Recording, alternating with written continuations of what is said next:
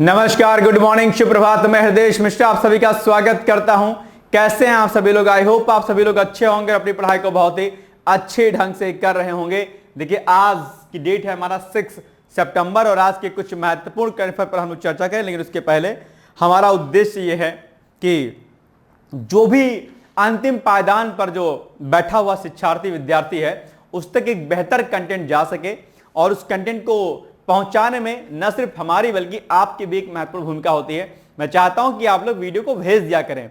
इसको भेजने पर मुझे कोई पैसे नहीं मिल जाते हैं, ना मुझे कोई अमाउंट इसका मिलता है। इससे फायदा ये होता है कि बहुत सारे अभ्यर्थी होते हैं जिनको एक बेहतर कंटेंट नहीं मिलता है।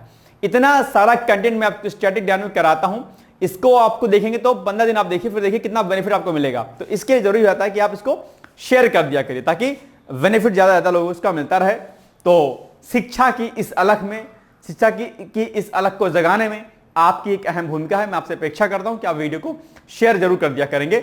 जो भी आपके दोस्त मित्र हित मित्र हैं आपको उनको, ठीक है, रिलेटिव्स आपके हो गए, आपके हित मित्र हो गए, दोस्त हो गए, आपका फैमिली ग्रुप होगा, आपका बहुत सारे ऐसे ग्रुप होंगे, आप उनमें यहाँ पर भेज सकते हैं। ठीक है, चलिए आइए बिना देरी के आज के सेशन को स्टार्ट करते हैं। लेकिन उसके पहले अगर आपका लक्ष्य 2026 का आरओ का एग्जाम होगा तो उसके लिए आप जो कंटेंट हमारा फॉलो कर सकते हैं, यानी कि अभ्युदय बैच के नाम से जो आरओ का नया बैच स्टार्ट हुआ है अगले वर्ष के लिए, आप उसको एनरोल हो सकते हैं और उसके लिए इन दिए गए नंबरों पर आप संपर्क कर सकते हैं। आप जानते होंगे विगत 4-5 सालों में हमने 45+ सिलेक्शन दिए हैं, ईमानदारी पूर्वक दिए हैं, मेहनत के दम पे दिए हैं। एक नाम आपका भी लिस्ट में हो सकता है, लेकिन उसके लिए शर्त यह है कि आपको तैयारी करनी पड़ेगी। तैयारी जब आप करेंगे तो निश्चित तौर पर इसका एक बड़ा बेनिफिट आपको देखने को मिलेगा। ठीक है, तो आइए सीधे हम आज के सेशन को करते हैं स्टार्ट। तो कल हमने आपसे प्रश्न पूछा था कि विश्व कंप्यूटर साक्षरता दिवस कब मनाया जाता है? 2 दिसंबर को मनाया जाता है।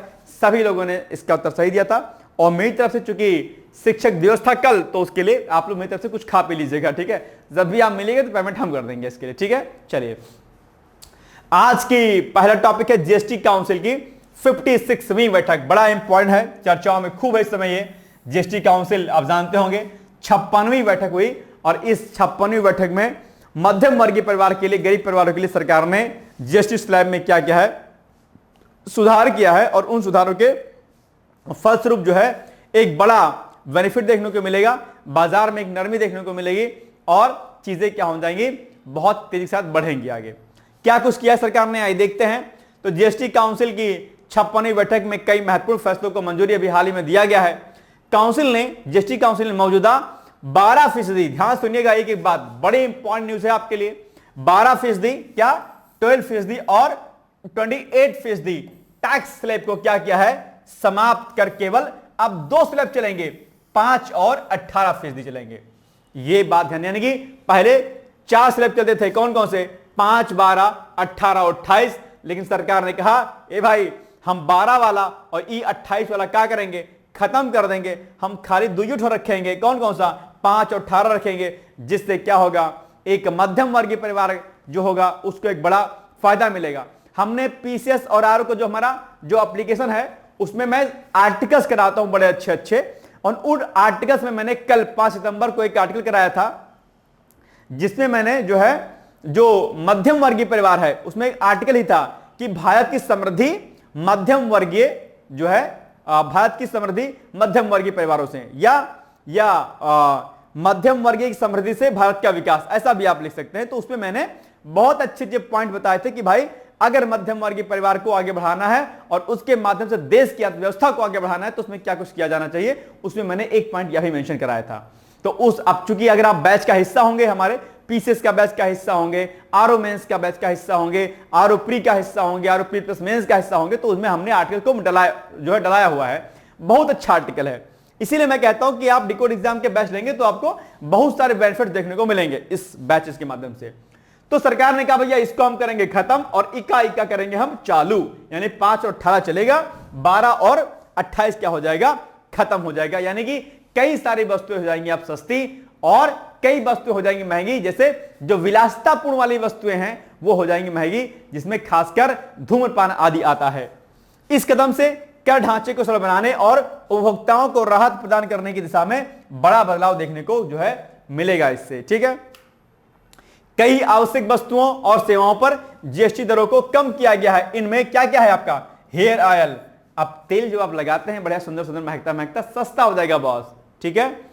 टॉयलेट शॉप हो गया, बार हो गया, शैम्पू हो गया, टूथपेस्ट हो गया, टेबल वेयर हो गया, किचन वेयर हो गया, नूडल्स हो गया, खूब खाओ नूडल्स, पास्ता, खाद्य पदार्थ, साइकिल, कई दवाइयां, मेडिकल उपकरण और कृषि उपकरण जो है क्या हो जाएंगे, सस्ते हो जाएंगे। और ये जितने सामान आप देख पा रहे होंगे मध्यम वर्गीय परिवार, गरीब वर्गीय परिवार खूब इसका इस्तेमाल करता है, ठीक है। इस कदम से क्या होगा, दैनिक उपयोग की वस्तुओं की कीमतों में कमी आ जाएगी, जिससे मध्यम वर्ग, किसानों, महिलाओं और छोटे व्यापारियों को विशेष रूप से इसमें क्या होगा, लाभ होगा। कहने का मतलब यह हुआ कि जहां एक ओर गरीबों को इसका बड़ा बेनिफिट मिलेगा, तो वहीं दूसरी ओर मध्यम वर्गीय परिवार क्या होगा, सशक्त होगा। और अगर मध्यम वर्गीय परिवार सशक्त होगा तो निश्चित तौर पर देश की अर्थव्यवस्था क्या होगी, बढ़ेगी। और मध्यम वर्गीय परिवार पर जून या जुलाई की जो योजना मैगजीन, उसमें आर्टिकल निकला था जो मैंने कल कराया था कि मध्यम वर्ग की समृद्धि से देश की समृद्धि। तो इससे क्या होगा, देश प्रगति करेगा। इससे क्या होगा, देश प्रगति करेगा निश्चित तौर पर। और अगर देश प्रगति करेगा तो देश की क्या होगी, प्रगति होगी। अब चूंकि आप जानते होंगे सरकार ने 2047 तक का विकसित भारत बनाने का लक्ष्य रखा है, और इस विकसित भारत बनाने के लक्ष्य में इसकी भी जीएसटी स्लैब को जो कम किया गया है, इसमें भी इसका बड़ा बेनिफिट जो है मिलेगा। इसके अलावा मैप, चार्ट और globe, pencil, sharpener, pastel, exercise book और नोटबुक पर जीएसटी 12% घटाकर कितना कर दिया गया है, 0 कर दिया गया है। यानी कि ये सामान भी आपके हो जाएंगे सस्ते, जिसमें तो हर विद्यार्थी इसका उपयोग करता है, चाहे बच्चा गरीब का हो, मध्यम वर्गीय परिवार का हो, उच्च मध्यम वर्गीय परिवार का हो, कोई भी हो, ये क्या हो करता है, ये इसमें जो है कम पैसा जो है इसको अब देना पड़ेगा। तो यह भी एक बड़ा सुधार है। साथ ही केंद्र सरकार ने 33 जीवन रक्षक दवाओं पर जीएसटी 12% से घटा करके 0 कर दिया है। बहुत बड़ा बेनिफिट सरकार ने अभी हाल ही में किया है। सरकार ने क्या कहा, जिन दवाओं पर 12% का स्लैब लगता है, अब हम उसको 12% से भी घटा करके 0 कर देंगे। यह भी एक बड़ा कदम जो है देखने को मिल रहा है।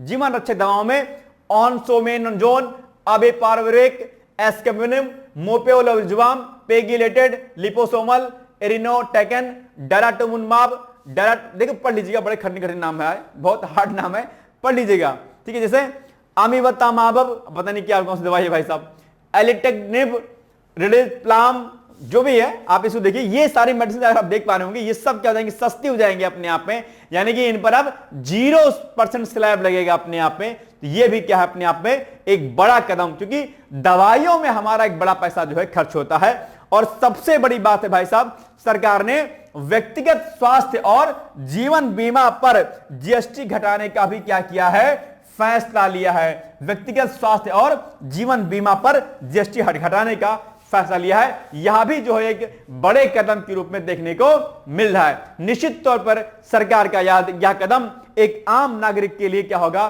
फायदेमंद साबित होने वाला है। अब व्यक्तिगत इंश्योरेंस पर जीएसटी 18% से घटाकर कितना कर दिया गया है, 0 कर दिया गया है। यानी कि जो आप लाइफ इंश्योरेंस अपना इंडिविजुअल कराते हैं, उसमें स्लैब अब 0 हो गया है, ठीक है।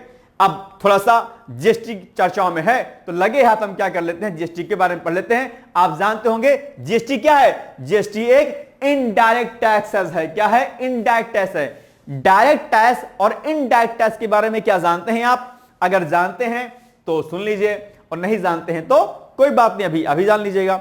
अच्छा, एक बात, कई बार हम सोचते हैं कि जो टैक्स जो देते हैं वो टैक्स कौन देता है? आप सोचते होंगे जो सरकारी नौकरी कर रहा होता है या जिसकी खूब आमदनी होती है वही व्यक्ति टैक्स देते हैं।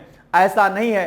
टैक्स जो है सड़क पर रिक्शा चलाने वाला आदमी भी देता है और हवाई जहाज में उड़ने वाला व्यक्ति भी देता है। टैक्स सड़क पर जो है क्या कहते हैं, झाड़ू पोछा लगाने वाला, ये जो सफाई कर्मचारी है वह भी देता है, और जो है बड़े बड़े घरों में रहने वाला व्यक्ति भी टैक्स देता है। टैक्स दोनों देते हैं, लेकिन टैक्स वो कुछ अलग अलग प्रकार के होते हैं जिनको हम डायरेक्ट टैक्स और इनडायरेक्ट टैक्स के नाम से जानते हैं। जैसे कि एग्जांपल के लिए अगर मैं बात करता हूं किसकी, डायरेक्ट टैक्स की, किसकी, DIRECT, डायरेक्ट टैक्स की, और एक तरफ बात हम किसकी कर लेते हैं, इनडायरेक्ट टैक्स की, किसकी, इनडायरेक्ट टैक्स की, ठीक है, इनडायरेक्ट टैक्स की, इनडायरेक्ट टैक्स की। तो डायरेक्ट टैक्स क्या हो गया, जैसे आपका आयकर हो गया, इनकम टैक्स, इनकम टैक्स, क्या इनकम टैक्स, आयकर, इनकम टैक्स।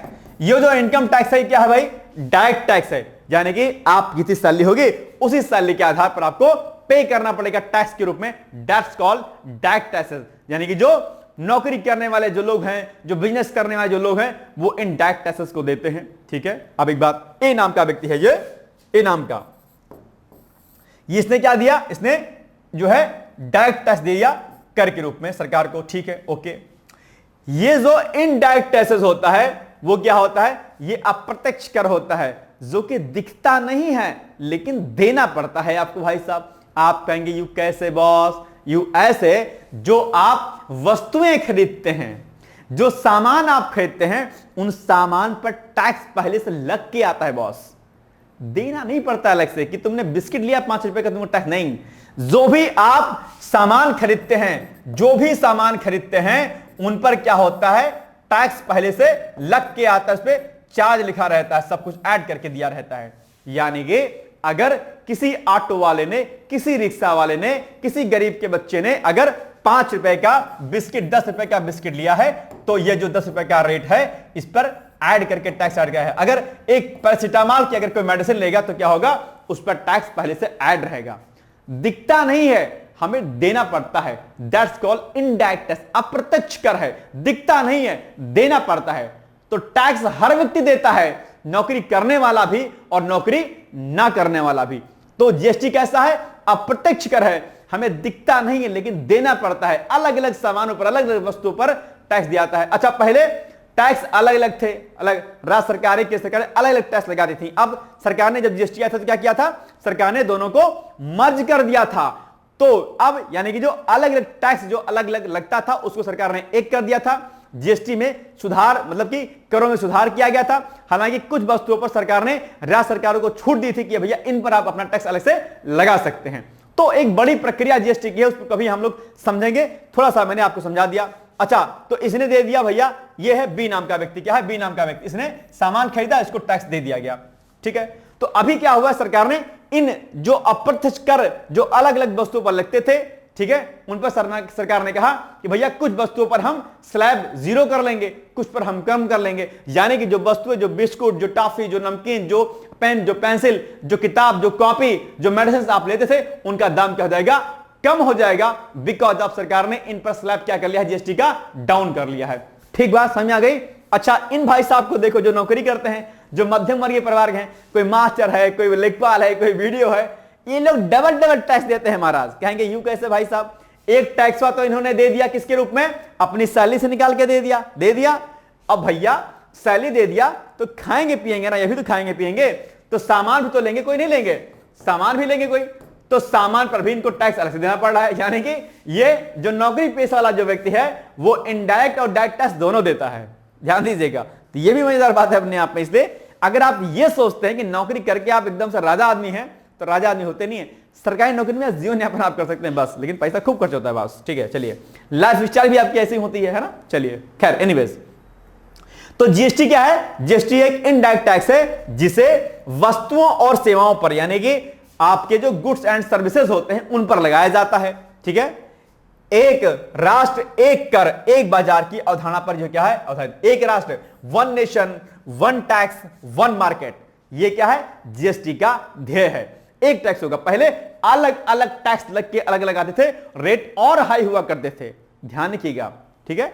एनीवेज, कब हुआ लागू ये, तो ये 1 जुलाई 2017 से प्रॉपर तरीके से लागू हो गया था। आइए, जीएसटी लागू होने से पहले केंद्र और राज्य सरकारें अलग अलग कर वसूलती थी। जैसे केंद्र सरकार एक्साइज ड्यूटी, सर्विस टैक्स, ठीक है, कंट्रीवेलिंग टैक्स, ड्यूटी आदि प्रकार के टैक्स जो है लगाती थी। राज्य सरकारें वैट लगाती थी, entry tax, luxury tax, entertainment tax, ये सब लगाती थी। अब फिर क्या हुआ, अलग अलग ना करके इसको एक कर दिया गया था। भाई साहब, आपके एग्जाम में डायरेक्ट और इनडायरेक्ट टैक्स या केंद्र सरकार और राज्य सरकार कौन कौन सा टैक्स लगाती हैं, आपके एग्जाम में पूछा जाता था और अभी भी पूछा जाता है भाई साहब। इसलिए इकोनॉमिक्स के बुक्स में से आप इसको एक बार देख लीजिएगा, ठीक है ना। आइए आगे, इन सबको मिला करके एक ही कर कर दिया गया है जीएसटी के रूप में, ठीक। जीएसटी के प्रकार, सीजीएसटी सेंट्रल जीएसटी केंद्र सरकार को जाता है, एसजीएसटी स्टेट जीएसटी राज्य सरकार को जाता है, आईजीएसटी इंटीग्रेटेड जीएसटी होती है, अंतरराज्य लेन देन, ठीक है, उस पर लगता है, ठीक है, और केंद्र और राज्यों में इसमें बढ़ा जाता है। UT GST, union territory GST, यानी केंद्र शासित प्रदेशों में इसको लागू किया था। तो इतने प्रकार की जीएसटी होती हैं। जीएसटी काउंसिल जिसकी अभी 56वीं बैठक थी, ये क्या है? इसका गठन संविधान के 122वें संशोधन के तहत किया गया था। यह है आपके लिए इंपॉर्टेंट, टिक लगा लीजिएगा। अध्यक्ष इसके केंद्रीय वित्त मंत्री होते हैं और सदस्य सभी राज्यों के केंद्र शासित और सभी राज्यों और केंद्र शासित प्रदेशों के वित्त मंत्री इसमें क्या होते हैं? मेंबर के रूप में होते हैं। 122वां अमेंडमेंट जो है इसके तहत किया गया जीएसटी काउंसिल के तहत, ठीक है। तो ये भी कई बार आपके एग्जाम में पूछा जाता है, इसको भी आपको क्या करना है? याद कर लेना। चलिए आइए अब आप बताइए कि हाल ही में जीएसटी काउंसिल की 56वीं बैठक, ध्यान रखिएगा, नंबर याद रखिएगा कि किस बैठक में स्लैश को जो है स्लैब को डाउन किया गया है। 56वीं बैठक में किसको किसको डाउन किया गया है आप जानते होंगे, ठीक है। चलिए, तो सभी टैक्स, इसमें क्या हो जाएगा इसका एग्जैक्ट उत्तर? इसका उत्तर हो जाएगा 12 और 28 टैक्स स्लैब को समाप्त करके केवल 5 और 18 रखा गया। तो बिल्कुल सही बात है, B is the right answer, ये होगा, ठीक है। ADP ABP brain health initiative की शुरुआत, ये क्या है? तो अभी हाल ही में स्वतंत्र भारत की विकास योजनाओं के अंतर्गत मानव संसाधन को सशक्त बनाने की दिशा में एक महत्वपूर्ण कदम उठाते हुए नीति आयोग द्वारा ADP ABP brain health initiative की शुभारंभ की गई है। क्या इसका मूल उद्देश्य, क्या कुछ चीजें इसमें है? तो इस पहल का औपचारिक जो शुभारंभ है बुधवार को जो है नीति आयोग में किया गया और यह सबसे पहले देश के 12 एस्पिरेशनल जिलों में पायलट स्तर पर लागू की जाएगी। जो भी आपके आकांक्षी जिले हैं उनमें लागू किया जाएगा पहले। इस कार्यक्रम की देखरेख national task force on brain health द्वारा की जाएगी, ठीक है। दुनिया में हर 3 में से 1 व्यक्ति जो है ब्रेन से जो रिलेटेड बीमारियां होती हैं उनसे क्या है? प्रभावित है। कोई ना कोई जो है मस्तिष्क की बीमारियां बड़ी होती हैं, तो उसमें जो है डेटा दिया गया है कि इतने लोग बीमार रहते हैं, इसीलिए सरकार ने ये जो है सिस्टम अभी हाल ही में इसकी शुरुआत की है। ओके, चलिए, ब्रेन हेल्थ इनिशिएटिव की देखरेख कौन करेगा? नीति आयोग के गवर्निंग काउंसिल, राष्ट्रीय चिकित्सा आयोग, national task force on brain health या भारतीय चिकित्सा अनुसंधान परिषद ICMR, Indian council of medical research इसको बोलते हैं। ये हो जाएगा सी, बिल्कुल सही बात है, C is the right answer. Now next, Bharat में इंटरनेट सब्सक्राइबर्स की संख्या अभी खूब बढ़ गई संख्या, ठीक है।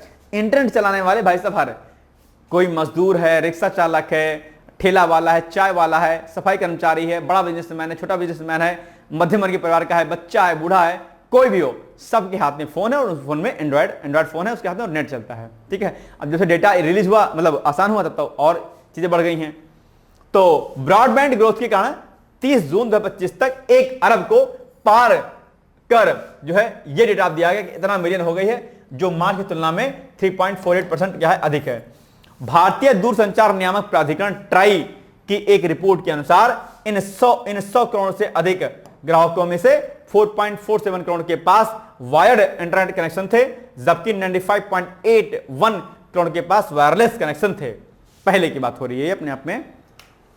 ब्रॉडबैंड सब्सक्राइबर की संख्या 3.77% बढ़कर के 979 मतलब 979.671 मिलियन हो गई है, जबकि नैरो बैंड यूजर्स की संख्या घटकर के 23.14 मिलियन रह गई है।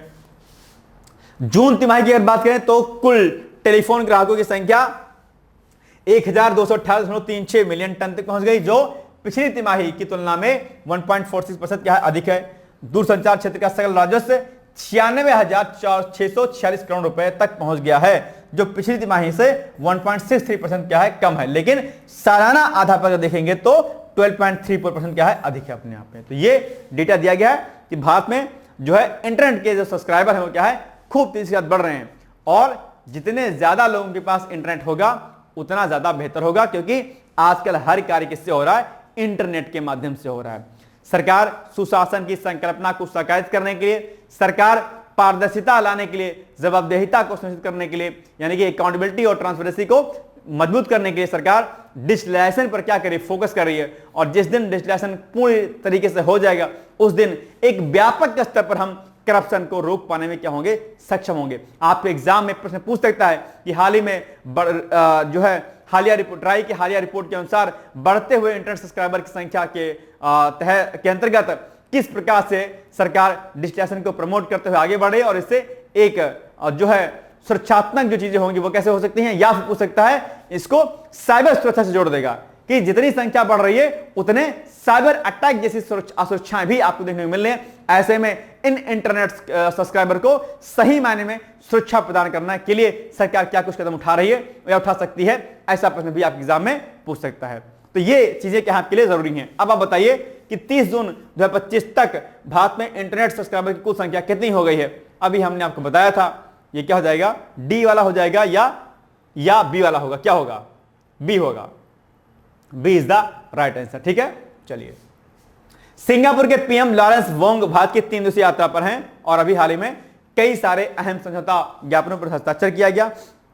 मैंने कई बार आपसे कहा है कि सिंगापुर भारत का एक प्रमुख जो है व्यापारिक साझेदार है, मित्र देश है और एक बड़े स्तर का व्यापार जो है सिंगापुर के साथ हमारा होता रहता है। ठीक है, तो 3 दिवस की इनकी यात्रा है और युवाओं को उनकी प्रतिभा से जोड़ने के लिए इस वर्ष जो है के अंत में भारत सिंगापुर हैकथॉन का अगला राउंड आयोजित करने का निर्णय भी लिया गया हाल ही में। ठीक है, ये ध्यान रखिएगा। यूपीआई और पे नाउ हमारे डिजिटल कनेक्टिविटी के सफल उदाहरण हैं और यह खुशी है की बात है कि आज 13 नए भारतीय बैंक जो है उनसे जुड़ गए हैं। किससे? यूपीआई और पे नाउ से। ये सिंगापुर में अलाउ हो गया, आप जानते होंगे। तो बढ़ते हुए डिजिटलाइजेशन का भी अपने आप में एक प्रभुत्व है। सिंगापुर दक्षिण पूर्व एशिया क्षेत्र में हमारा सबसे बड़ा व्यापारिक साझेदार है। सुनिएगा ध्यान से, सिंगापुर दक्षिण पूर्व एशिया क्षेत्र में हमारा सबसे बड़ा व्यापारिक साझेदार है। भारत में सिंगापुर से बड़े पैमाने पर निवेश हुआ है और ये क्यों हुआ है? क्योंकि ये लुक इट ईस्ट पॉलिसी का हिस्सा। क्या? लुक नहीं, एक्ट ईस्ट पॉलिसी। याद आ रहा है? कल परसों मैंने आपको समझाया था कि दक्षिण पूर्व एशिया में विकासात्मक गतिविधियों को तेज करना, उनके साथ रक्षात्मक और व्यापारिक समझौतों को करना सरकार का लक्ष्य है और इसी एक्ट ईस्ट पॉलिसी के माध्यम से सरकार पूर्वोत्तर भारत के राज्यों को भी विकसित करने का लक्ष्य रखती है। और ये एक्ट ईस्ट पॉलिसी के अंतर्गत सिंगापुर जहां एक और हमारा व्यापारिक साझेदार है, तो वहीं दूसरी ओर जो है इंडो पैसिफिक क्षेत्र में भी एक महत्वपूर्ण भूमिका के रूप में देखा जा रहा है। ठीक है, याद रहेगा पॉइंट। चलिए, सिंगापुर को भारत की एक्ट ईस्ट, देखो मैंने कहा ना अभी हिसाब से कि भारत की एक्ट ईस्ट नीति का एक महत्वपूर्ण स्तंभ है अपने आप में। भारत और सिंगापुर द्विपक्षीय व्यापक आर्थिक सहयोग समझौते और आसियान मुक्त व्यापार समझौते की समीक्षा तय समय पर भी करेंगे। दोनों पीएम ने संयुक्त रूप से Jain port PSA Mumbai terminal के दूसरे चरण का भी उद्घाटन अभी हाल ही में किया है। तो आपसे सिंगापुर के बारे में कुछ फैक्चुअल डेटा पूछ सकता है। अभी मैंने परसों में आपको कराया था मैप के माध्यम से, आज तो नहीं कराया लेकिन परसों मैंने कराया था। और सिंगापुर के मध्य महत्वपूर्ण जो समझौते हुए हैं उन पर भी आपसे प्रश्न पूछ सकता है। पीएम मोदी ने बताया कि सिंगापुर चेन्नई में राष्ट्रीय कौशल उत्कृष्टता केंद्र की स्थापना में सहयोग करेगा। ठीक है, कौन? सिंगापुर। कहां पर करेगा हेल्प? चेन्नई में राष्ट्रीय कौशल उत्कृष्टता केंद्र की स्थापना में, जिससे उन्नत मैन्युफैक्चरिंग क्षेत्र के लिए कुशल जनशक्ति तैयार हो सकेगी। उन्होंने यह भी उजागर किया कि गुजरात का गिफ्ट सिटी भारत और सिंगापुर के शेयर बाजार को जोड़ने वाला नया सेतु बन चुका है, जबकि semi conductor ecosystem partnership agreement ने शोध और विकास को नई दिशा दी। ये नीति जो है पार्टनरशिप है सिंगापुर के मध्य में, तो इससे भी एक बड़ा जो है चीजें हो रही हैं। कुछ इसी प्रकार की संधि अभी हाल ही में जापान के साथ की गई सेमी कंडक्टर को लेकर के मैंने बताया था आपको। ठीक है, चलिए अब आप बताइए, निम्नलिखित कथनों पर विचार कीजिए। नंबर 1, सिंगापुर भारत की एक्ट ईस्ट नीति का एक महत्वपूर्ण स्तंभ है। ठीक है। दूसरा, भारत और सिंगापुर ने Jain port PSA Mumbai terminal के दूसरे चरण का उद्घाटन किया। ठीक है। भारत और सिंगापुर द्विपक्षीय व्यापक आर्थिक सहयोग समझौते तथा आसियान मुक्त व्यापार समझौते की समीक्षा तय समय पर करेंगे। ठीक है, ओके, डन। नीचे दिए गए कोड का प्रयोग कर सही उत्तर का चयन कीजिए। केवल 1, 2 और 3 सही हैं, केवल 1 और 2 सही हैं, केवल 1 और 3 सही हैं, या फिर सभी सही हैं? क्या होगा इसका एग्जैक्ट उत्तर? क्या होगा बताइए? ए, केवल 1, 2 और 3 मतलब तीनों सही हैं। बाकी पीसेस का एडवर्टाइजमेंट है। अगर आपको 2026 में पीसेस तैयारी करनी है, ठीक है, तो आप तैयारी कर सकते हैं। इससे आपकी तैयारी पीसेस की भी हो जाएगी, यूपीएससी की भी हो जाएगी और आपकी जो है आर की भी हो जाएगी। तो इसमें आपको अगर इनरोल होना है तो नीचे दिए गए नंबरों पर आप पीसेस 2026 लेकर के आप जो है व्हाट्सएप कर दीजिएगा। यहां पर आपको रिकॉर्डेड वीडियो लेक्चर्स, उसके नोट्स बाइलिंगुअल फॉर्म में, और सीसैट हिंदी प्री के पीवाईक्यूज, मेंस के पीवाईक्यूज, प्री की टेस्ट सीरीज, मेंस की टेस्ट सीरीज, ये सब चीज जो है आपको इसमें दी जाएंगी। ठीक है, चलिए। सिंटैक्स, ये भी चर्चाओं में भाई साहब रहा है अभी हाल ही में। आप जानते हो कि सरकार ने अभी स्लैब अपने कम किए हैं जीएसटी के, लेकिन सिन टैक्स चर्चाओं में है, क्योंकि सिन टैक्स पर जो है, जो सिन टैक्स होता है क्या होता है, उस पर सरकार ने उस पर बढ़ा दिया और टैक्स बढ़ा दिया है।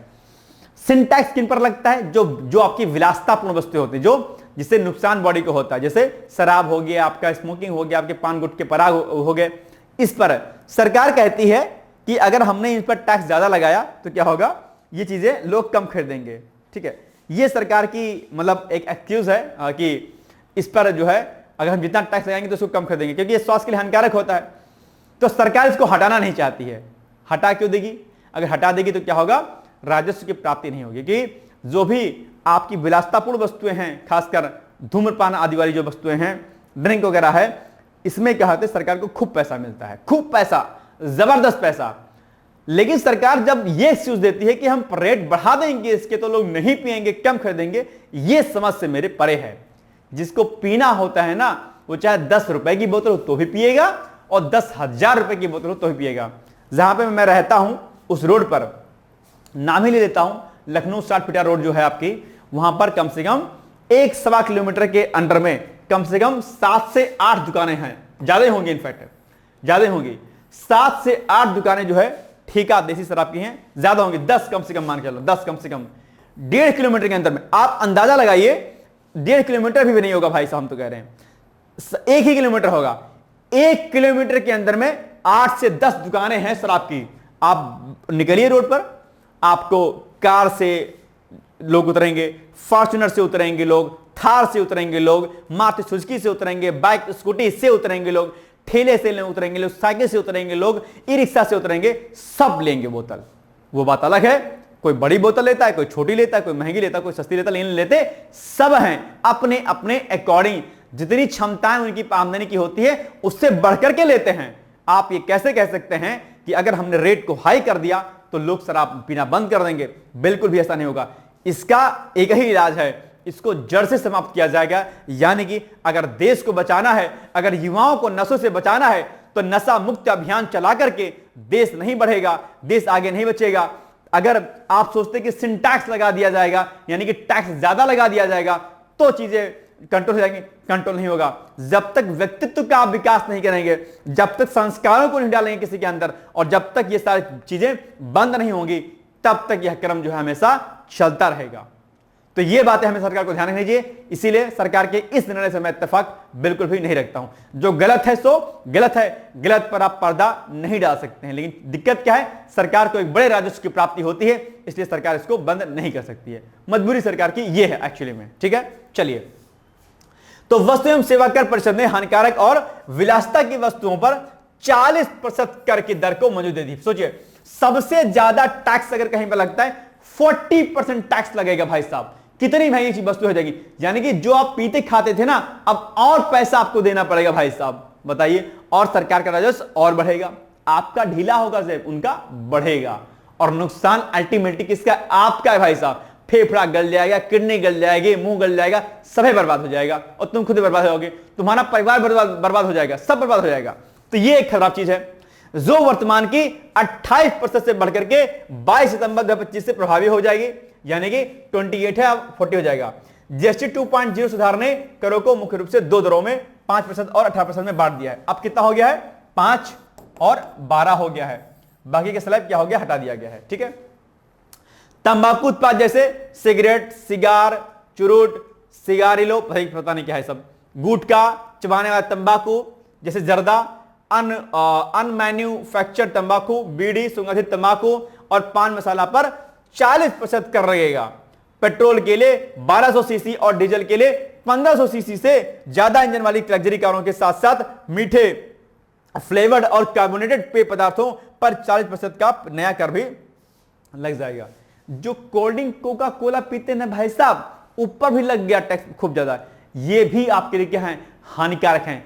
Cold drink just like toilet cleaner, ध्यान रखिएगा, बहुत ज्यादा हार्मफुल है। 2003-4 की बात करें, अभी चर्चाओं में रहा था कि इस पर जब जांच की गई थी तो उसमें जो है कई प्रकार के इसमें जो है इंसेक्ट पाए गए, कीड़े मकोड़े पाए गए थे। इसमें इतना जहरीला था अपने आप पे। तो भाई साहब, जहर पी रहे हैं आप, इसलिए कोल्ड ड्रिंक मत पीजिएगा। ठीक है, हालांकि कभी कभी मैं पी लेता हूं, नो डाउट, बट मत पीजिएगा। बहुत रेयरली पीता हूं, वो भी छोड़ दूंगा, आप भी छोड़ दीजिएगा भाई साहब। ठीक है, जूस पी लीजिए, आप फल खा लीजिए, आप नॉर्मल कोई चीज पी लीजिए, लेकिन ये मत कीजिए, बस ठीक है, चलिए क्या है sin टैक्स, अभी मैंने आपको बता ही दिया कि sin टैक्स हानिकारक या सामाजिक रूप से महंगी वस्तुओं पर लगाए जाने वाला उत्पाद शुल्क है, ठीक है, जो कल्याण के लिए अतिरिक्त राजस्व उत्पन्न करने हेतु तो इनके उपयोग को हतोत्साहित करने के लिए लगाया जाता है कि भैया ज्यादा टैक्स लगाएंगे तो लोग कम खाएंगे पिएंगे, लेकिन ऐसा होता नहीं है।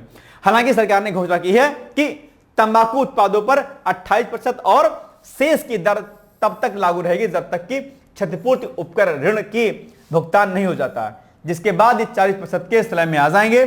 शराब जीएसटी की दायरे से बाहर रहेगी और राज्यों द्वारा उत्पाद शुल्क के माध्यम से इस पर अलग अलग कर लगाया जाएगा, यानी कि इस पर जो मन में आए वो टैक्स लगाए अलग अलग सरकारें।